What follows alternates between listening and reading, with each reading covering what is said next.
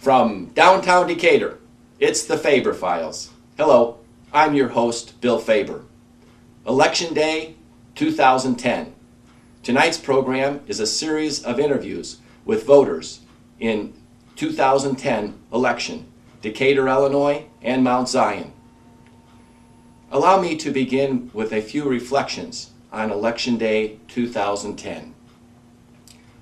My interviews with voters show the electric feeling buzzing throughout our community. The call of the voters, we demand to be heard. Meanwhile, America's majority, the non-voters, submitted their message. Our voice has no meaning, so why bother? The combustibles, the fire. General George Washington, observing the political landscape of 1787, wrote, "There are combustibles in every state which might spark a fire at any moment." Hard times here again.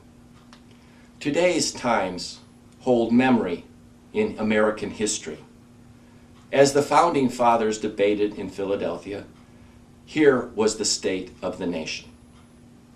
All around them, Americans saw chaos in finance and in business. The future of America stood in peril.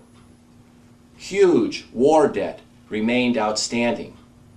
Congress was unable to pay either the interest or the principal.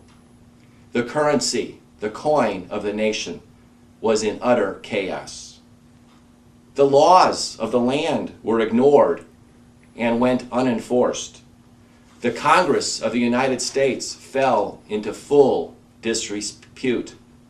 The best men in the land refused to accept election to Congress, and those elected, many failed to attend.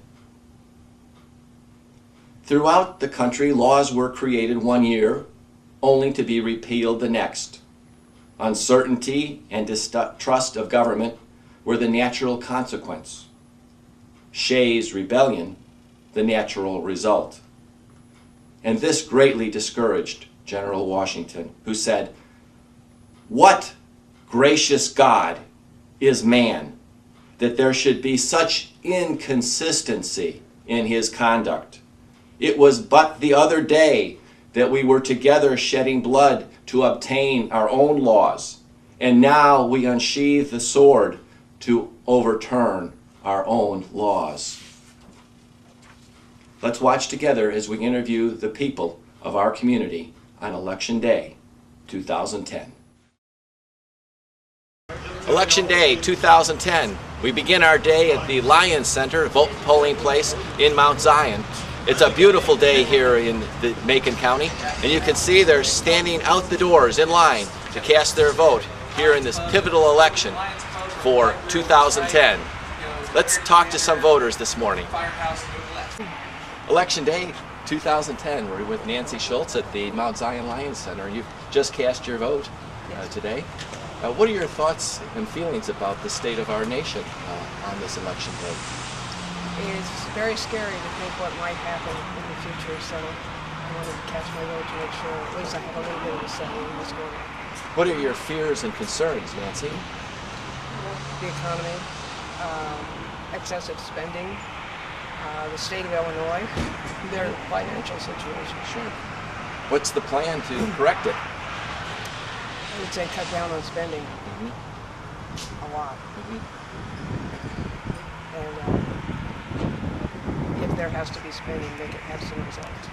Where should we make the cuts? I say across the board, except for military. Except for military? How much percentage do you have in mind, or what are your thoughts? No. Just absolutely make sure that it's spending that is needed. If the cuts aren't enough, what about new taxes? How do you feel about that?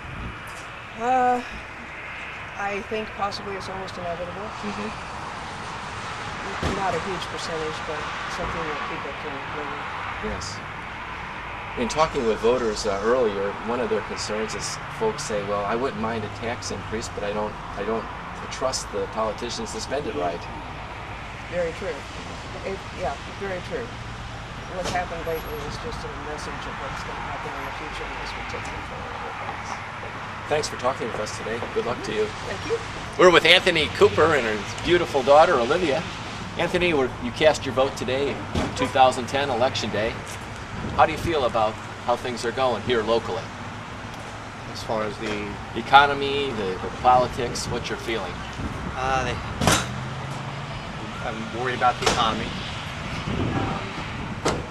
I think the debt in our state is way too big. I think the politicians oftentimes aren't interested in doing what's best for the state and people of the state. And that's how I voted today. Mm-hmm. What's your plan or your thoughts to make things better? I am a state employee. I'm an AFSCME member, actually. Mm-hmm. I am a AFSCME union member who doesn't often support AFSCME way of doing business. I think the government is too large. Too large? The debt is too big. Mm-hmm. And as an AFSCME union member whose job may be jeopardized by the way I vote, the way I feel, but I have to understand that what's more important is she's the most important thing for me. Yes. And not just my job alone. Sometimes you have to sacrifice what's best for me personally, okay, what's best for the entire state and for the future. How much needs to be cut, and where should the cuts be made? From my understanding, my understanding is that about 75% of the operating budget comes from three major areas: education, Medicaid, and human services. And we're not going to get any real significant cuts unless we tackle those areas. Mm-hmm. How much cuts should be made in those areas, Anthony? I'm not sure about what percentages, mm-hmm, but I do know, I don't have the information to sure, give a educated answer to that.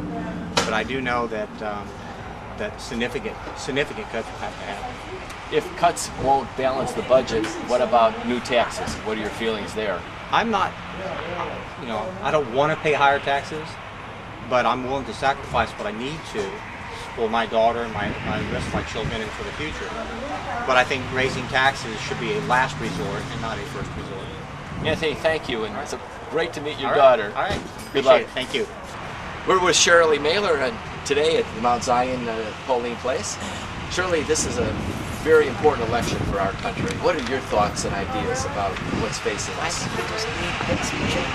Change? Mm-hmm. What do you think are the problems that are confronting our community and our state? Well, they're wasting too much money for one thing, and I think that's a very important issue. And I think it's got to stop. It's got to stop. And our education policy is not going to change. How would you change them if you were in charge? Well, I'm not sure because I'm not an educator, but I'm sure that higher up educators have some ideas about it. What are your feelings about the request to raise a tax for the school district? I suppose it's worthwhile if we're going to get our education back on track. But you have a question about whether it's going to be effective? That's right. Exactly. Yes. So that's the reason I feel that we need a change. So many of the voters are giving an opinion that they really lack trust and confidence in the politicians. Very definitely. Because they're too much slandering and each other. I think they should just get down to the brass tacks of what they're supposed to be doing and do instead of slandering everybody else. The thought I had is if all the crummy people are running for office, where are the good people? Why aren't they coming forward? There's got to be some good people out there. And I think if we change, the incumbents that's in there now to somebody that's new and fresh, maybe we can get some ideas across. Yes. Thanks for talking with us today, Shirley. Great to meet you. Have a good day. Songer. Jan Songer? Thank you. It's great to meet you. Nice to meet Great. you.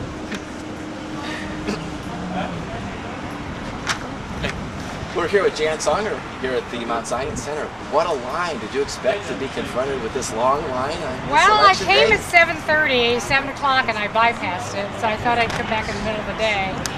When there would be less people. Less people. I think there's more. There has been the process of early voting where you could vote weeks in advance. Had you considered that at all? I kind of thought about it, and I don't know. This is tradition. Traditional. Yeah. You see your friends and neighbors and Sure. do something that you've done for a long time. Right. Exactly. How do you feel about the election today, the choices that are available to us? Well, not always happy about the choices, but I really do feel that it's a privilege, and people fight in other parts of the world to try to vote. So not to do that is just not right. Is there any particular issue that is most important to you in this election? Actually, primary reason I came out to vote is for the sales tax in schools. I think that that's very important, and I think there's some other major issues in terms of tax increases. So yeah, I think you have to. Why do you feel that the school issue for the sales tax is important? I graduated from Eisenhower, and a few years ago I walked through Eisenhower, and it was in deplorable condition.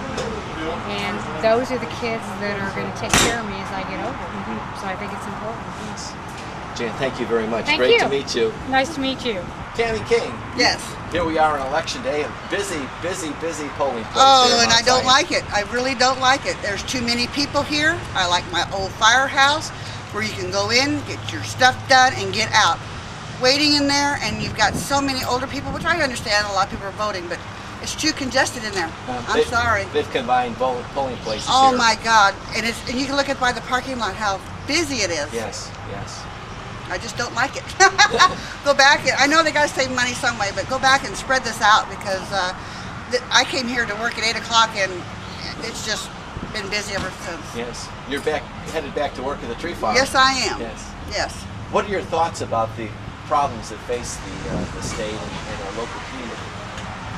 It's financial. I mean, I'll be quite honest with you. I'm trying to find a speeding ticket that I didn't even do, and when I talked to a contractor, they said they wrote 400 in one day on I-55. So it's revenue. They're trying to get revenue in any way they can, and they're just giving out tickets and everything. So I think our money problem is it. I mean, it's financially. I mean, we're just terrible.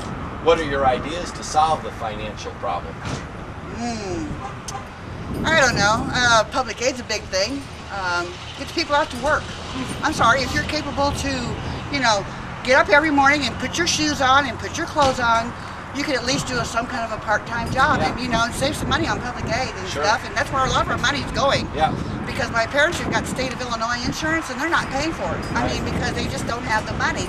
And I understand they can't pay the public aid. I mean, 30 years ago when I used to do billing at a hospital, we were late then. I can only imagine what it's like right now.